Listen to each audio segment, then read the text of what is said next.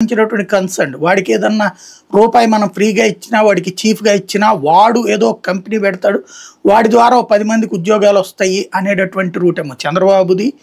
రాజశేఖర రెడ్డి కానీ రాజశేఖర రెడ్డి బిడ్డ Jaganmohan Reddy style of functioning ఏంటంటే ఫస్ట్ పేదవాడిని చూద్దాం, మనం పెద్దవాడు ఆటోమేటిక్గా వస్తాడు, మన దగ్గర వనరు ఉన్నప్పుడు ఆడే వస్తాడు, పైగా వాటిని తీసుకురావడానికి సంబంధించినటువంటి నెట్వర్క్ అది సపరేట్గా చేసుకుంటూ వెళ్ళిపోవాలి. లైక్ అదానీలు అంబానీలు ఇట్లాంటి వాళ్ళతో మాట్లాడితే వాళ్ళే వస్తారు, వాళ్ళకి ఆఫర్ ఇస్తే వాళ్ళు వచ్చి పని చేసుకుంటారు, అదొక పని, అది మనం జస్ట్ ఒక ఫెసిలిటేటర్ లైక్ ఏ రియల్ ఎస్టేట్ బ్రోకర్ ప్రభుత్వం అనేటటువంటి.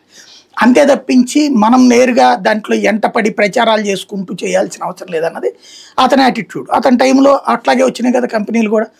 అదే సందర్భంలో ఈ రెండవది పబ్లిక్ డైరెక్ట్ ఆబ్లిగేషన్ అన్నటువంటి దాన్ని ప్రభుత్వం నెత్తినేసుకుంటుంది. ప్రతి ప్రభుత్వం కూడా మేము గవర్నమెంట్ స్కూల్ పెట్టాము, లేకపోతే గవర్నమెంట్ స్కూల్లో మంచినీళ్ళ పెడుతున్నాము, లేకపోతే ఇంకోటి చేస్తున్నాము, లేకపోతే అక్కడ ఓడవడానికి మనిషిని పెట్టాం, ఇదే గొప్పగా చెప్పుకునేటటువంటి సిచ్యుయేషన్ తప్పించి గవర్నమెంట్ స్కూల్స్ డెవలప్మెంట్ అనేటటువంటి దాంట్లో ఎంత చేసినా మనం గవర్నమెంట్ స్కూళ్ళ నుంచి అవాయిడ్ అయ్యి యువతలకు వచ్చేసింది. పేదల్లో కూడా ఒక వర్గం, పేదల్లో నిరుపేదలు మాత్రమే గవర్నమెంట్ స్కూల్ డిపెండ్ అవుతున్నారు. ఇటు ఎగువ పేదలు అంటే మధ్య తరగతికి తక్కువ, పేదరికానికి ఎక్కువ, ఆ మధ్యలో ఉన్నటువంటి వర్గం ఈ గవర్నమెంట్ స్కూల్స్ కాకుండా ఏరియాలో ఉన్న ప్రైవేట్ స్కూల్స్కి డిపెండ్ అవుతుంటుంది. అట్లాగే పైన వాటికి వెళ్ళేది మధ్యతరగతి. వీళ్ళని అకామిడేట్ చేయడం కోసం అతను ఈ ఫీజు రియంబర్స్మెంట్ అన్నది రాజశేఖర రెడ్డి తీసుకొచ్చింది. ఈ పేదలు ఇదనేటటువంటి, లేకపోతే అసలు బీకామ్లు బీటెక్లు ఈ చదివేటటువంటిది ఉంది. ఇప్పుడు నాతో పాటు 10th చదివిన వాళ్ళు అనేక మంది ఇంటర్మీడియట్ మానేశారు, ఇంటర్మీడియట్ చదివిన వాళ్ళు డిగ్రీ మానేశారు, డిగ్రీ చదివినటువంటి వాళ్ళు మానేశారు.